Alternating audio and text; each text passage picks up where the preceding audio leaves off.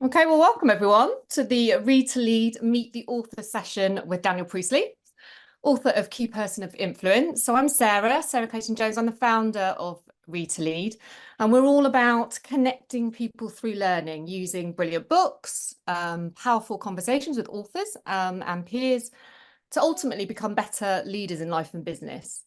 We've got a global community, which many of you here are a part of. And we also work with corporate teams as well to inspire curious minds and really collaborative learning cultures. So that's me, that's us. Dan, I'm gonna have a shot at your introducing you. Dan is he sounds way better than mine. Dan is an accomplished entrepreneur with over 20 years of experience starting and scaling businesses. Sorry, I just got someone else coming in here. And starting at 21 years old. I was still at uni then, still not being taught anything about entrepreneurship. So I know your first business went from 0 to 1 million in the first year. You've had 7 more since then, 3 of them going upward of 10 million. I mean, fantastic accolades.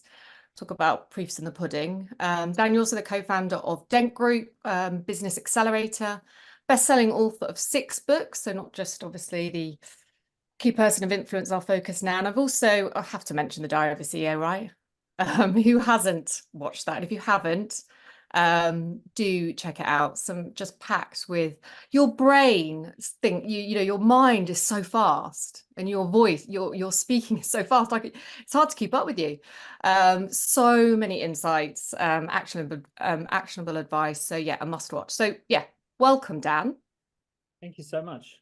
Thank you for yeah, joining. it was actually a great experience. The whole experience of being on Diary of a CEO was totally wonderful. They're an amazing team. They're very polished at what they do. Yeah, it was quite extraordinary, and it's a little taste of fame. Like 800,000 people watched it in the last week, and you know, literally hundreds of people contacting the office, and like 15, 20 CVs coming in of people who want to work with us, and all sorts of magical things happen. So it was actually it was a really good experience. It was pretty amazing. And I will say this, behind the scenes, Stephen is really warm, friendly, lovely. I think if anything, he has more of a persona when he's on camera, and behind the scenes, he's just a very thoughtful, lovely guy.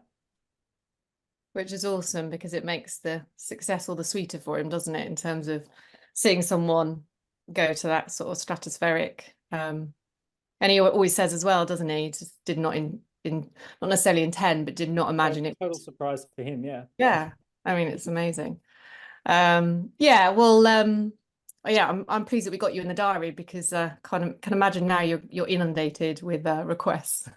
So, I mean, actually, I'm just interested to know how you prepared for that, actually, Dan. Just thinking about even just taking KPI and publishing and raising your profile. Often these things require you to put yourself out there, don't they? To kind of put yourself, get more visible. And to a lot of people, that can be quite nerve-wracking, quite daunting. And come on, you've got to be honest, you must have been a bit nervous going on. Oh, totally. It all happened so quickly. So about 3 weeks ago, I arrived into Switzerland to take the kids skiing. I take the family skiing, and touchdown, and we're juggling 6 suitcases and winter coats and all this sort of stuff. I've got 3 kids, and we also took my mother-in-law with us. So like we were just juggling nonstop. I glance at my phone, and Stephen Bartlett says, "Hey, I've just been watching your videos on YouTube. Would you like to come on the podcast?" I thought, okay, that's a scam. So I look at the profile, and I'm like, okay, that's 6 million. They've gone to a lot of trouble to make that look real. So I'm thinking, oh, I know this is a scam, but I'll fall for it, whatever. So I respond and say, okay, yeah, well, you know, here's my email address if you want to pick it up on the email. Next thing you know, Stephen's team, they're reaching out. And when I've done this, I've realized it's probably not a scam. So I've got about 24 hours, and I'm thinking, oh, I'll schedule it a month from now, and I'll get in the gym and lose a few kilos. I'm going to be able to, get my key points on message. I'm going to be like super ready and super pumped for this show. And then they say, we can record on Monday or not at all, or sorry, on Monday or in a year, because we're going to go to LA and then New York and all this sort of stuff. And then that's the season done. So you can either film Monday or that's it. Now this is on a Friday or a Saturday. They say this. So I'm like, oh, so I book a ticket to fly back from the snow back to London to record the show, fly in, record the show, jump back on a plane, go back to the family in the snow. So I don't have a time for a haircut. I got no time to like get any. Literally, I just didn't even have time to get an outfit. I would have thought I would have had time to do some shopping or something, get my hair right. None of that. It was just like fly in, do the show, fly back to the snow. There was no time to prepare. And absolutely, totally nervous, of course. Like, there's going to be millions of people, subscribe to his channel and hundreds of thousands of people watch the damn thing. And that if you screw it up, you're going to have to hang your head in shame that you messed up this great opportunity. Publicly. So all of that combines to create loads of nerves. So that's what it. Sorry, Dan, I haven't got beyond the fact that you took your mother-in-law skiing, but aside from that, it sounds like well, he's actually, absolutely nailed. Sorry. I took her with us. She didn't go skiing. Yeah, oh, right. There to make sure that the breakfast happens with all the kids. I meant just more, okay, should have purpose. I think Stephen Bartlett's nailed that scarcity model, right? Yeah, now or never. They just move fast. Yeah, with or without your energy, Dan. Yeah, that's right. Brilliant. So okay, but how did you prepare? So do you get nerves and you like do some deep breathing before? Genuinely, there was no preparation. It was just purely and simply like on the plane thinking about shit, what am I going to say? And then like as far as you arrive, Stephen Bartlett arrives, and he just literally, he's running late, so he arrives, sits down in the chair, like does the introduction, and the team disappear out the back. The lights are on, the 6 cameras are there, and so Daniel, why should people listen to this episode? Yeah. So I guess the way I would say I prepared is I prepared 20 years of experience. Yeah, I prepared by writing 6 books and having 14 years talking about. Yeah, exactly. These things happen at the right time for the right reasons. You were primed for it. Cool. Okay. Well, let's not give him any more airtime. Let's move on to you and KPI. But thanks for sharing that with us, because it's a little bit behind the scenes. It's always interesting, isn't it?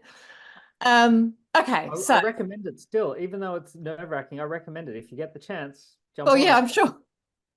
I'm sure he'll be knocking sometime soon. So I'll let you know my prep. Here's the thing. I didn't know he was going to knock on my door either. So maybe. Yeah, you never know. You never know. Be prepared. Okay, so KPI, Key Person of Influence, one of many books that you've written, but that's our focus. So 5-step method to becoming the most highly valued and paid people in your industry. Guys, you've all seen it. So you know the pitch, publish, product, profile, partnership. Nice. Well done. Yeah, got there. So let's start with my first question. This book was written nearly a decade ago, right? Yeah, 2010 came out. Yeah. And you did 14 years ago. Yeah, okay. There's an updated version since then, or is it? Yeah, there's been a few revised versions, but yeah. So, but arguably it's more relevant now and useful than ever, right? Can you share why you think becoming a key person of influence is like super important today? Yeah, so if we go to today, it's one of the, well, let me zoom out a little bit. We're going through, as I said on the show, we're going through this great shift at the moment where everyone's business is going from local geography to global digital in the cloud.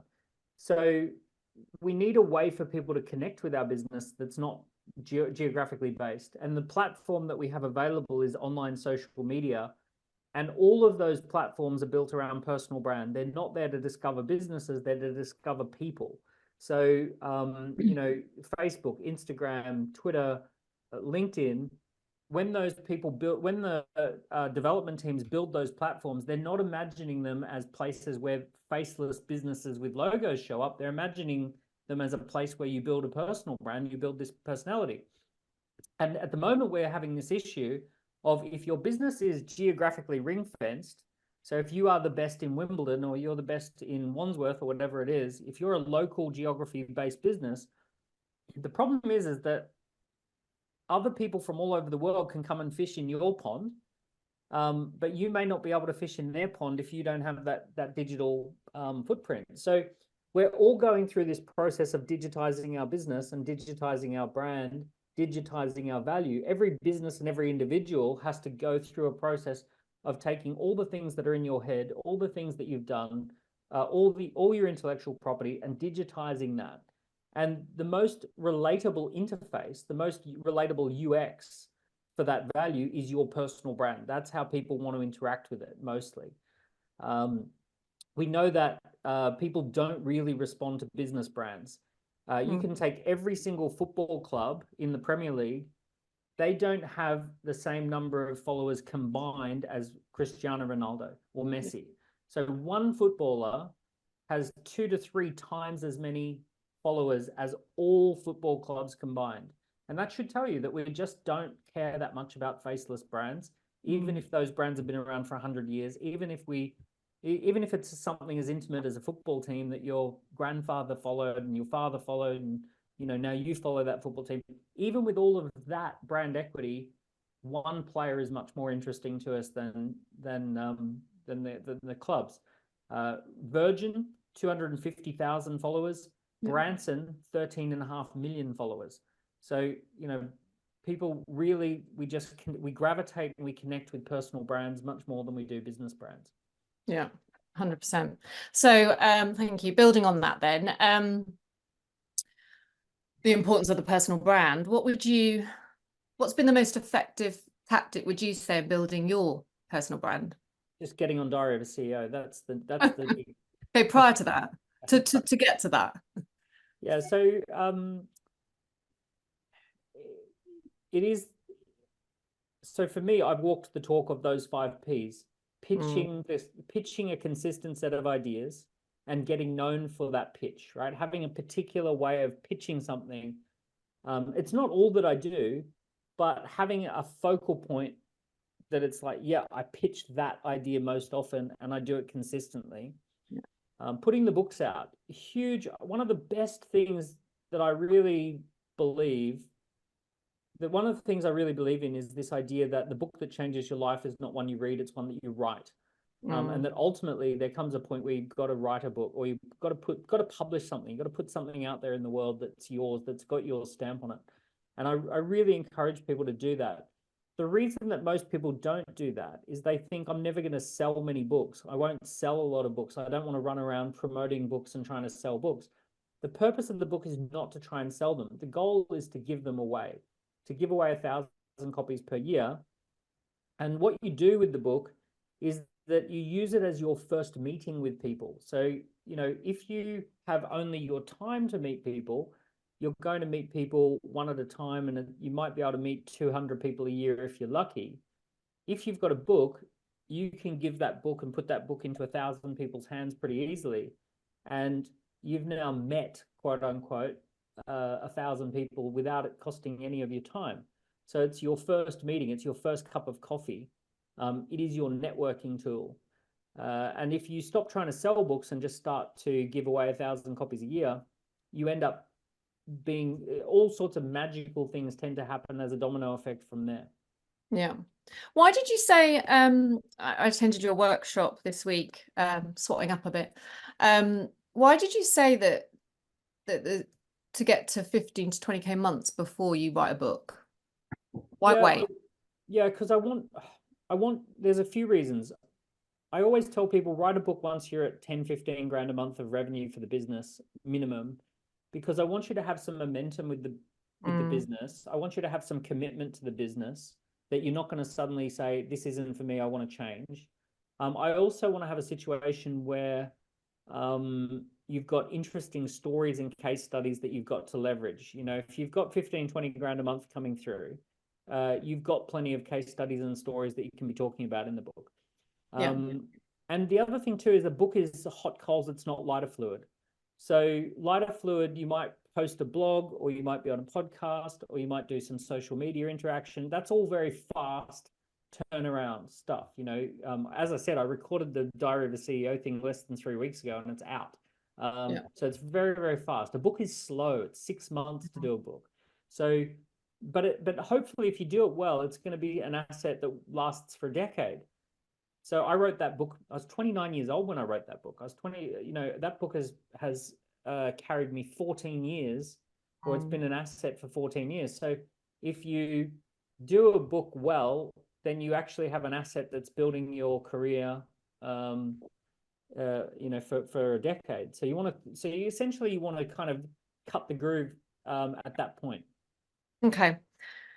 Makes sense. Thank you for clarifying that. You also talk a bit about consistency there, and the pitch. And one thing I'm really, you know, you're brilliant at is your frameworks. You've got the 5 Ps, the chaos. You put everything into really good, succinct, easily digestible, and obviously we understand why people can grasp it. Is that always been, have you always had kind of a pragmatic mind, or a kind of process structured way of thinking, or is that something you've worked on? And I'm also thinking of people in the room, if you can give any advice on approaching that.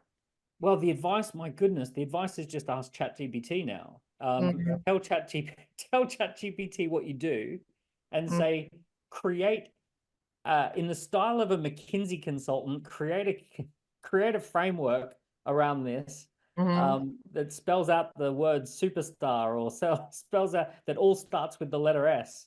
You know, or I want a 7-step framework, you know, that spells shine. And ChatGPT is phenomenal. It's just going to go bang and give you a framework. So you can do that. My background was working with a lot of CEOs and founders and different sort of business people. Before I wrote Key Person of Influence, I was working with these people, and we had to kind of simplify what was in their head and turn it into something that they could talk about on stage. So I did kind of develop that skill myself, in terms of taking whatever complex stuff, you know, a founder was talking about, or a CEO was talking about, and just turn it into a good little keynote with a methodology, with some walkaway value. Yeah, but now ChatGPT is a generative AI, great place to start.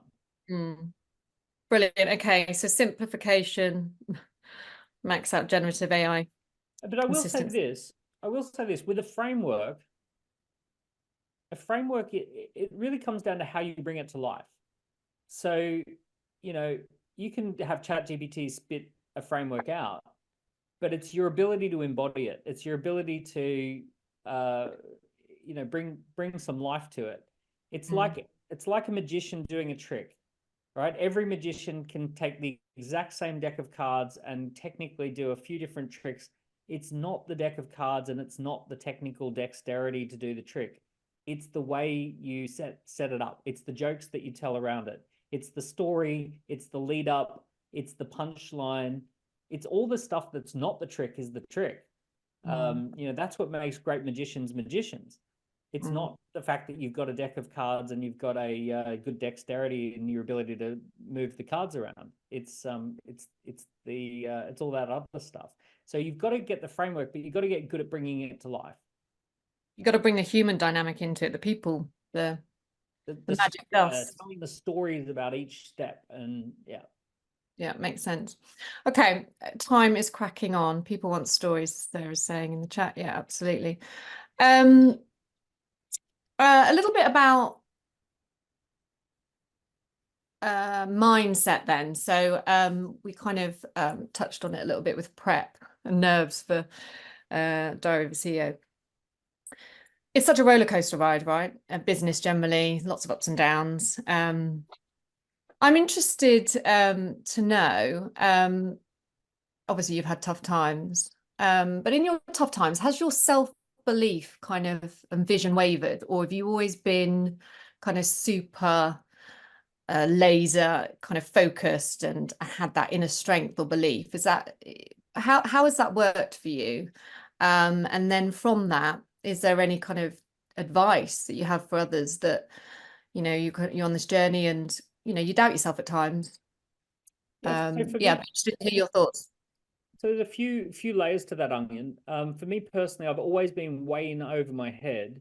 So I started my first business on a credit card, and I maxed out the credit card with advertising and all this sort of stuff. And I had 55 days before the credit card bill would have to be paid. I had to make sales, or else that credit card couldn't get cleared. I didn't have time to indulge in how I felt. I just had to make sales. And then as soon as I cleared that credit card, what did I do? I maxed it out again and went in again. And then I did that 12 more times or 8 more times that year. And then as soon as the business was running, you know, I hired 3, 4, 5 people. Now I've got a payroll. And I don't know how I've done it, but I've lived like that for 20 something years. Currently I've got 120 people, and you know, there's 8 different companies, and we've got innovation budgets, and we've got new markets that we're expanding into, and we're like developing portals and all of this sort of stuff. Constantly just throwing my stupid self into the deep end, and I don't have time to think about how I feel about stuff. I just have time to make sure that we're ahead of the game. So You don't sink, you swim, you know, in that moment. I mean, there's nothing like a bit of anxiety or desperation or need to focus the mind, right? But what? Yeah, when I was in 2014, I had my first, my first child was born, and we had 3 pretty quickly. So we've got 9, 5, and 6 at the moment, age 5, 6, and 9.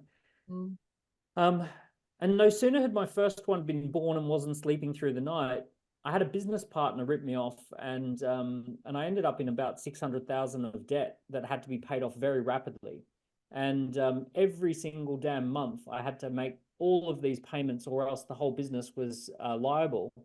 And I even had a finance director who quit around that time, who said, "You're just not going to get out from under this. Like, you've got too many overheads. You got all of this. You're not sleeping. You're just fucked." And he quit.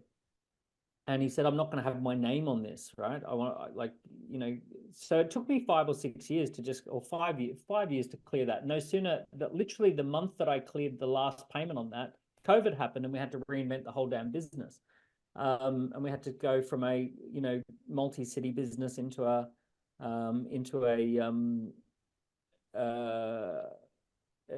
online business and all of these sorts of things. So yeah, so my strategy is just enormous pressure where you don't have time to think for decades at a time. It's a great strategy. I highly recommend it. Not might be contentious with the mindfulness police or mind burnout. But like you said, a bit of need does create focus, and as long as you respond and swim not sink, I guess. My mindset framework is I'm either reptile, autopilot, or visionary. Yeah. If I sense that I'm not being in my visionary mind, if I feel reptile or if I feel autopilot, I go for a walk in the forest, and I take myself for a walk, and I do some breathing, and I get my head back in the game, and then I get back and do what I need to do. And I'm very, very disciplined not to talk to people or do anything permanent or make any decisions when I'm in reptile or autopilot mode. If I'm in reptile mode, especially, don't send the email. That's the only thing. Don't send that email. Yeah. Olivia's on the call somewhere. We've had that conversation, haven't we? Just go for a walk. Yeah, perspective, lens, so important to take you, because it's risky, right? You've got to be in risk mode, but steer, or at what point does it become reckless? And yeah, getting a bit of space and perspective to make good decisions. Okay, brilliant. Thank you. I've just looked at the Dennis said in the chat. It's amazing. how commonplace these stories are. We all feel lonely whilst it's happening, not realizing that virtually everyone is going through it. So true. Okay, I'm gonna just ask one more question. So before we move on to a bit of interactive, a lot of in our community are leaders within businesses. So I'm interested to know how important and relevant and useful, I guess, the KPI steps are for a leader within a business versus, say, a corporate or an entrepreneur. I mean, I remember from my corporate days, I could see the value in my profile, my personal profile, my networking, but I had less time for it. I mean, I know time's an interesting one in itself, but within a corporate context, you're kind of to the company's beat of the drum, aren't you? And more about the business brand perhaps than your own. I'm just interested to know what you think translates from the KPI to leaders in businesses. You know, what's important for them to focus on. Well, I have actually worked with the current chairperson of KPMG, the CEO of the UK's largest software company. I've worked with some like seriously top leaders of really like multi-billion-dollar businesses, as well as startups and entrepreneurs as well. And it's a phenomenal thing for any leader to have a personal brand. Now, I'm not talking about being famous, and I'm not talking about having hundreds of thousands of followers or any of that sort of stuff. I'm talking about things that translate into recruiting great talent, things that translate into having people who are loyal, right? Let's just zoom in on the recruitment challenge for a leader. You're trying to get really interesting and talented people, trying to get some interesting and talented people on the team. And a recruiter reaches out and says, hey, Sarah, do you want to come and join Daniel Priestley's team? He's doing this, this, and this. And you go, oh, I've never heard of this guy. Let me Google. And you go on LinkedIn and there's some personality there and there's some videos and there's some posts and you go, okay, this is interesting. This is feeling a little bit, I wasn't really, I was a 1 out of 10, but now I'm a 3 out of 10. Maybe I'd entertain it. On the flip side, fast forward 3 years, you get a call from a recruiter and they say, hey, we can offer you a little bit more money if you come and jump ship and join this, this faceless organization over here. And you do a bit of Googling and, you kind of look at Glassdoor and some Google reviews and all that sort of stuff. And you say, do I really want to leave, this team that's up to something to go to a faceless organization? And it takes you off the boil. You think, okay, it's a little bit more money, but yeah, something about it just doesn't feel right. So the personal brand becomes a little bit of glue that just holds talented people around you, and attracts some talented people to you. And then it gives you these little breakthrough moments. So, there might be a exhibition or an industry event, and you book a ticket, reach out to the organizer and say, hey, by the way, I'm going to be attending. Do you want me to do do you want me to do a talk? And they Google you and they go, yeah, I would like you to do a talk. That'd be great. So now rather than just attending and sitting in the audience, you're up in front of the audience and you're giving a talk. So these little things create breakthrough moments. And, it really is almost, if you imagine it's just like that oil that oils the engine and everything just runs a little bit smoother. When you've got that personal brand, everything's just going a little bit faster and a little bit smoother. Things just come that little bit easier. You've still got to work your ass off, but things just happen that little bit easier. You push the door and it flings open as opposed to being stuck. And it's those things where the personal brand is an asset. And I get that from a personal brand element, it creates connections, right? People by people. But in terms of the other 5 P's, so profile and publish, yeah, that speaking, having even a good pitch, because you're always presenting yourself, introducing yourself. Yep. There are career opportunities, yeah, of course. But product, naturally, you've got less influence, I guess, over the product development or partnerships. What? Well, normally at a level of leadership, you're probably one of the few people who can influence the way the product evolves. You can add things to the product ecosystem, or you can make innovation choices, and you can be in those rooms. So having a good working knowledge of the types of products that you want to represent, and having the personal brand as it relates to products, it's all about choosing the right products that your brand is good for representing. So I was literally, just before this call, I was on a Zoom call with one of the most famous YouTubers in the country, who's not Stephen Bartlett. This guy's got about 18 million followers. He does tech reviews. He does like all these technology kind of related videos, huge following. And we were just brainstorming, talking through what product choices he should make, because he's got this huge brand and he doesn't want to represent anything that would be, subpar, low quality. He doesn't want to represent anything that would undermine his brand. And it's all about, he's got all these incredible companies that offer him equity and cash and commercial partnerships to represent that brand, to represent those products. So the future of your brand as a leader really comes down to the type of quality of products that you're lending your brand to. So you've got to make those choices and say, do I want to represent at a big scale or a small scale? Do I want to represent the product if it's not the best product? If that's what people are going to put their money into, I need to make sure that I'm putting my personal brand on, I'm putting my stamp on something that is a good quality product for people. I was thinking, given pitch is probably the most pivotal part of the P's, pitch is the most pivotal part of the P's. God, that's hard to say. One that unlocks all the others, if you like.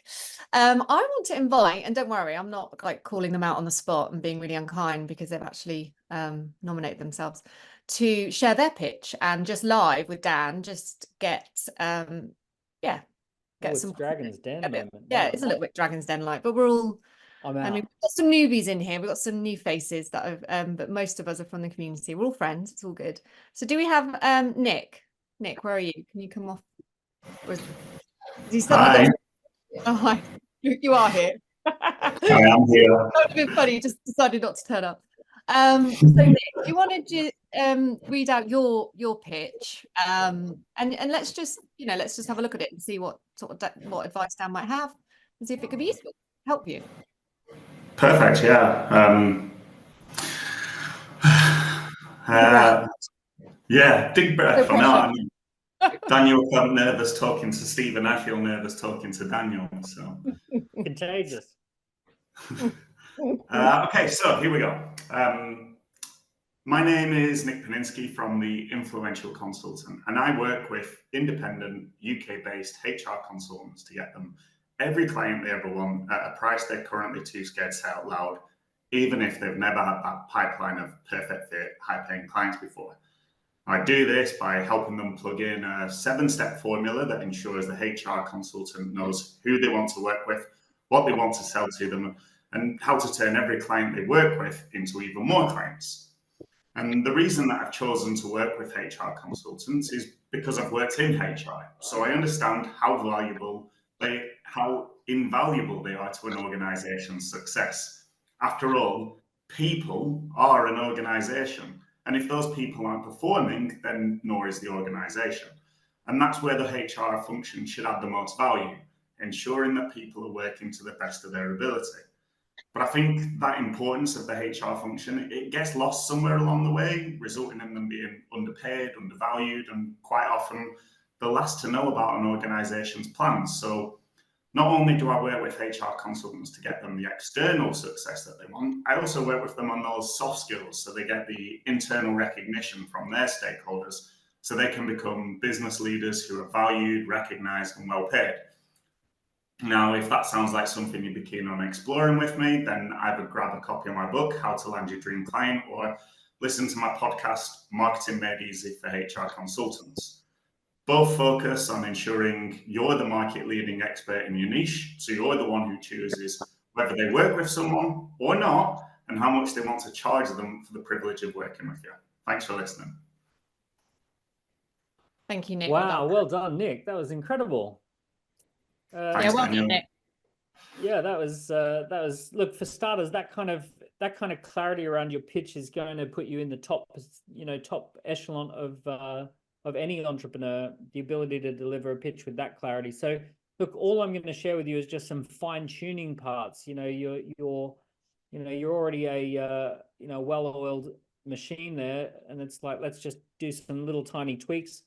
So the tiny tweaks are, the more you can bring some authority up front, you tend to get more listening.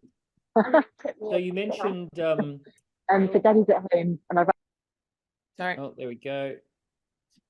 So you mentioned like you're the author of a book. So if you can bring anything that gives you authority up to the early part of the pitch, so I'm Nick, and I'm the founder and the CEO of Influential Consultant. I work with HR consultants. I've written the book on this. I'm an author of the book in HR. We've won awards. We've worked with brands like X, Y, and Z, A, B, and C, 1, 2, and 3. If you can throw some of that at the beginning, it's like when a doctor has good bedside manner, they want to put your mind at ease by sharing with you things like, I've done this many times before and it's not a big deal. And, however they want to kind of almost put you at ease that this is not your first rodeo. This is, you're the author of the topic, you're an award winner, and you've worked with brands that I've heard of before. So anything like that, bring that up front so that people know that's who they're listening to up front. Rather than saying what you do, like the 7-step methodology, that's what you can do. One of the things you can do that gives it a little bit more punch is you can describe it as something you've done rather than something you're doing in the future.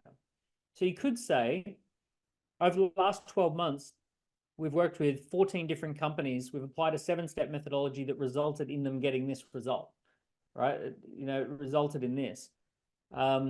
If I said to you, for example, we help companies develop an online scorecard so that they can generate more leads and better clients and get data and insights, right? So that's one way of describing it. Or I could say, we work with 4,700 different businesses to generate 300,000 leads per month. So they get high quality leads and data insights that help them to grow their business. It's kind of like, oh, wow, that's punchy, because it kind of like talks about what's already happening versus, and it creates the feeling of, I want some of that. As opposed to I want you to have some of this. It's like, here's what's happening inside the nightclub. All these people are having a great time in the nightclub. And it's like, oh, how do I get into the nightclub? So it's the same, it's exactly the same content, but you're describing it as what you're doing for your existing clients as opposed to what I can do for my new clients.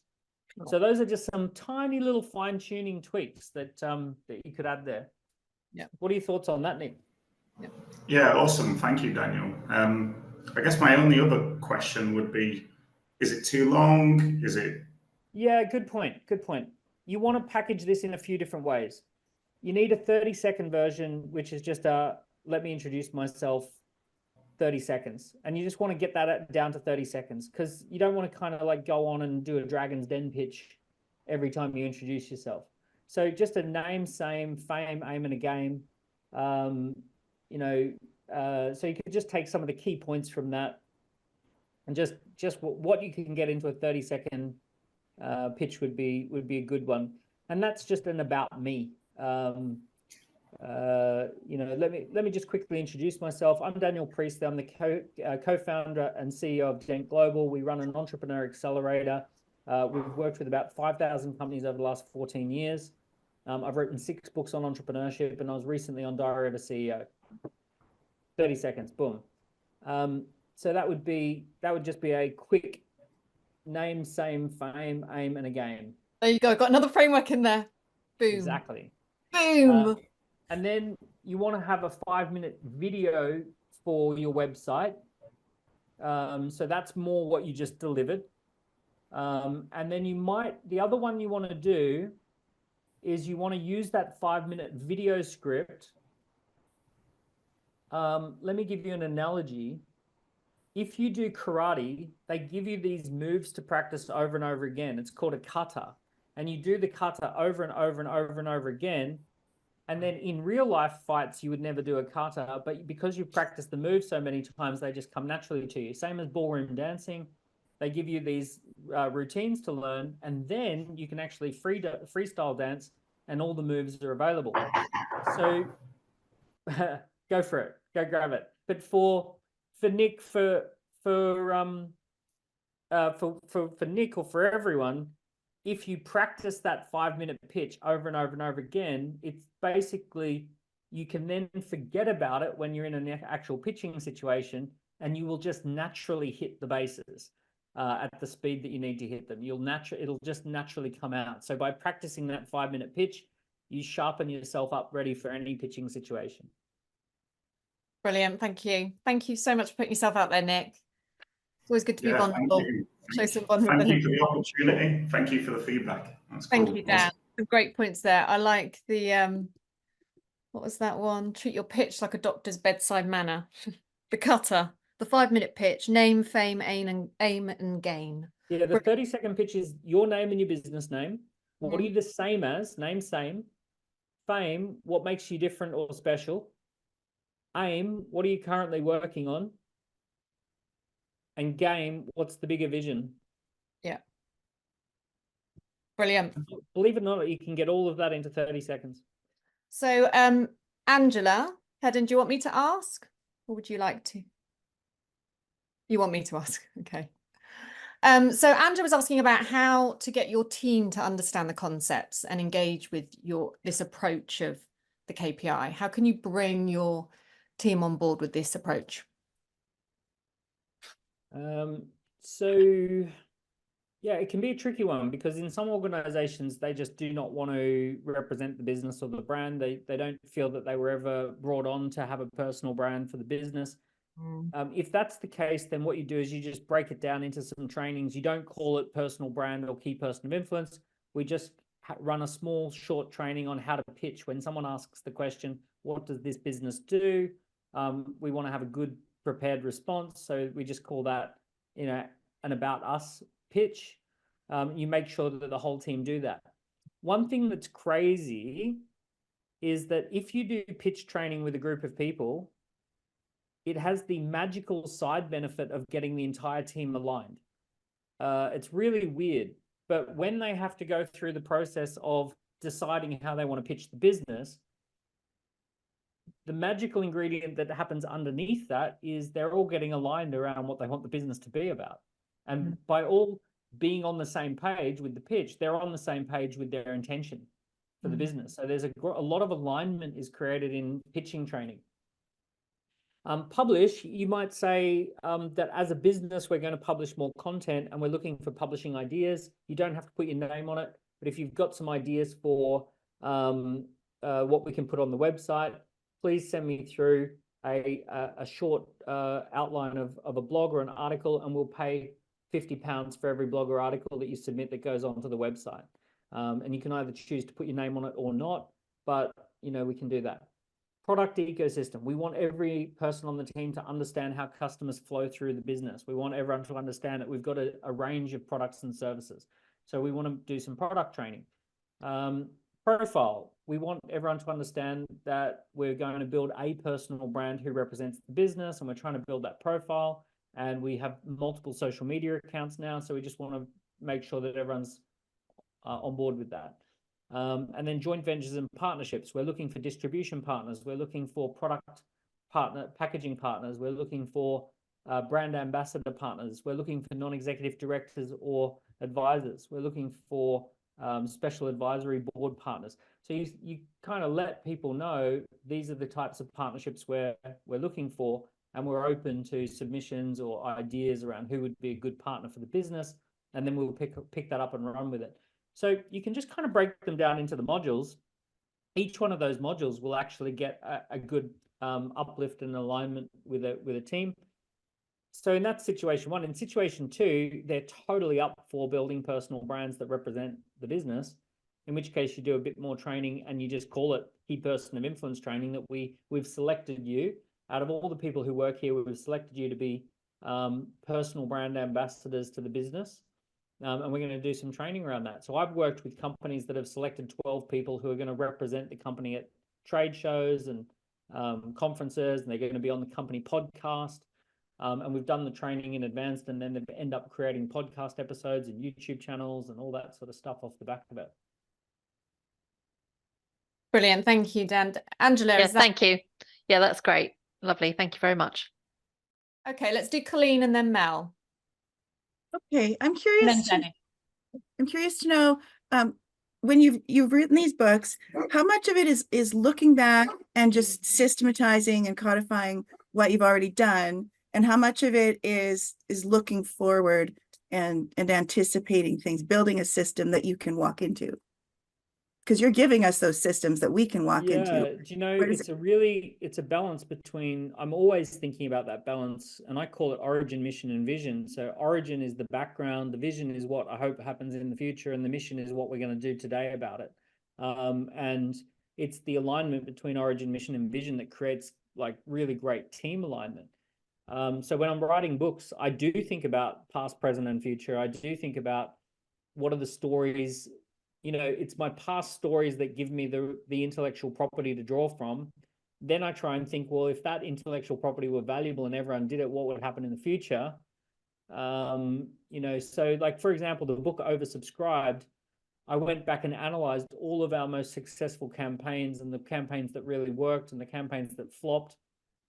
And I started kind of documenting what are the key lessons and insights. What do I wish I had have known that I back then that I know now, but I didn't know at the time? What was the best lesson that I got from that? And then how do I put that into a bit of a framework? And then, you know, what's the vision for the future if companies can do that? If, you know, where would that take you? If you applied that framework today, where would that take you 2-3 years from now? So it's kind of like the framework becomes the mission. The result that people get in the future is the vision. And where did it come from is the intellectual property. So you got the intellectual property feeds into the framework, feeds into the desirable outcome for the reader. Boom. Colleen, is that okay? Thank you. Great question. Mel and then Dennis, and we might have run out of time by then. Thanks, Mel. Sarah. Hi, Dan. We discussed your great book during the Read to Lead online discussion, and one of the areas that we discussed was how best you can apply the 5 Ps when you're a one-man band. And related to that is, which would you say would be the most important 1 or 2 to concentrate on, particularly when you're first starting out? Well, I would really recommend getting a virtual assistant, Melanie. Thank you. I would always say to any one-man band, call Melanie and get a virtual assistant so that you can get up in the blue sky. I think that the order is actually important, that you get the pitch right. Once the pitch is clear, you publish it. Once you publish, you've got intellectual property, turn that into more products. Once you've got products, raise profile, talk about it, talk about the what's going on. And then once you've got a good profile, get those joint ventures and partnerships. However, look, I have a bit of a controversial view, which is that I really want people to move beyond being a one-man band as quick as possible. I want people to, you know, I really believe that business is a team sport. The smallest team is a 2-person team, then a 4, then an 8, then a 30. So the British military, they have scout teams of 2, fire teams of 4, sections of 8, platoons of 30. And I love that for business. I really think, you know, 2 people are always going to outperform, even if it's a founder and an assistant, or a founder and a salesperson, or if it's 2 co-founders. Do you know, there was this one time I was doing a boardroom session and there were 2 one-man bands at the table. And I said, you guys should just team up. Like, you're gonna achieve more if you just co-found a business together. They ended up doing it and they absolutely blitzed it, because there's the emotional support of having a co-founder or having someone else who's in it with you, someone to natter with, And then also just specialization. Someone's in sales, someone's in delivery. So, you know, as soon as possible, try and think about who you might bring onto the team, whether it be an assistant, salesperson, co-founder, something like that. Thank you. Great one. Thanks, Mel. Right, we've got one more question. Dennis, you had your hand up. Sorry, girls. Sorry, Daniel and Cam. Happy that I got in on the last moment here. Nice to meet you, Daniel. Great stuff. My question is mainly around the pitch part. And I could just imagine that when you started your first business, just like everybody else, a shit ton of stuff is hitting you. And you're probably interested in a full range of areas. At least that's my problem. So how did you find your pitch? Because there's so much I'm interested in. Like, what was the thing that made you go, okay, key person of influence, that's the one I'm going for, or whatever other pitch was? So if we talk about key person of influence and pitching that for the first time, I was a speaker at a conference. We had hundreds of people in the audience, and I wanted to pitch to the audience a key idea, a key concept. So I turned it into a presentation.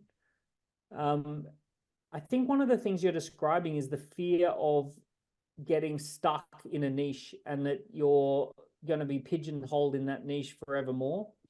If you simply call it a presentation or a keynote speech or a campaign, right, that you're launching a campaign, maybe you launch it as a report, maybe you launch it as a you launch it as a workshop. And rather than saying, this is all I do, I don't do anything else, my feet are now concreted in this one spot and I'm not moving, you just say, hey, I'm going to run a workshop on this. So for me, if I think back around how most of my businesses start, I launch them in a very low risk way. So rather than saying I'm only going to be talking about scorecards now for the next 10 years, I say, hey, we've been doing really well with our scorecard marketing campaigns.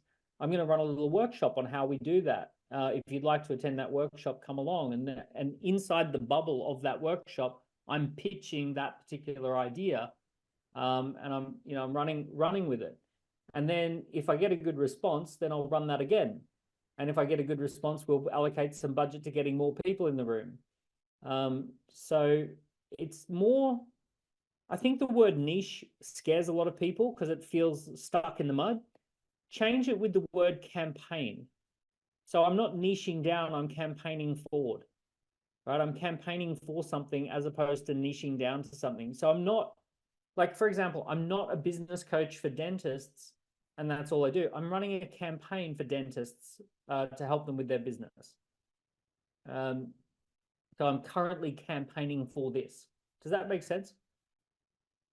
Yeah, that makes it a lot more accessible, because I do think it's the fear of like, okay, I'm just going to be this narrow thing, but all the other things are interesting as well. But yeah, it makes a lot of sense. Thank you. Yes. So if you want to kind of deep dive into some of my latest stuff, I've got workshops that I run. There's a link if you want to come and join me for a workshop. So there's some free Zoom workshops that go for 90 minutes. Yeah, there's also, if you've enjoyed Key Person of Influence, the one before it in the series is called Entrepreneur Revolution, and the one after it in the series is called Oversubscribed. So Entrepreneur Revolution is very much the entrepreneur mindset, and Oversubscribed is the running campaigns and promotions. So those are a couple of books that kind of go with that book. There's 4 of those books that really kind of marry up in a series. So if you want to, it's like the Harry Potter for entrepreneurs. If you want to check out some of the other videos, other books, and if you enjoyed the Diary of a CEO video, there's also a series I did with Ali Abdaal, which has had 3 million views as well. So it's been a there's two more big ones in the series, and they were standout episodes because we really just go through entrepreneurial steps, and his audience really loved that. So if you've enjoyed Diary of a CEO, you might want to watch one of those ones next as well. So yes, thank you very much for your time, guys.